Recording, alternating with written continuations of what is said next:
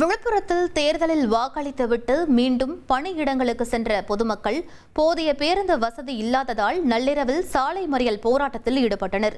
சென்னைக்கு மிக குறைந்த அளவில் மட்டுமே பேருந்துகள் இயக்கப்பட்டதால் பயணிகள் கடும் சிரமத்திற்கு உள்ளாகினர்.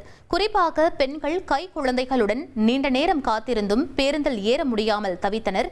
ஆத்திரமடைந்த பொதுமக்கள் விழுப்புரம் சென்னை சாலையில் சாலை மறியலில் ஈடுபட்டதை தொடர்ந்து காவல்துறையினர் பேச்சுவார்த்தை நடத்தி சமாதானப்படுத்தினர்.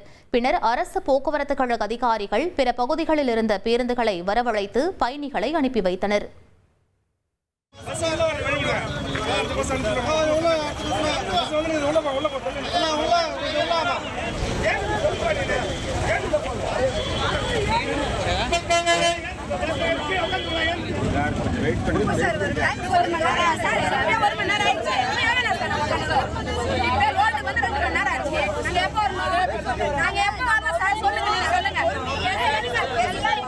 கொஞ்சம் இருங்க, வெயிட் பண்ணுங்க. ஒரு வண்டியா வரும், உங்களுக்கு அரேஞ்ச் பண்ணி விட்டு தான் நான் போவேன். புரியுதுங்களா? ஒன்றும் கவலைப்படாதீங்க.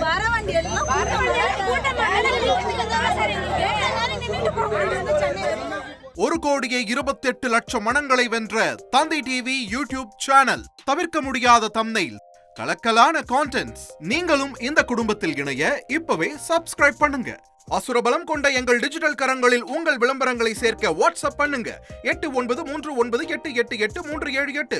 Email advtthanditv@dttv.in.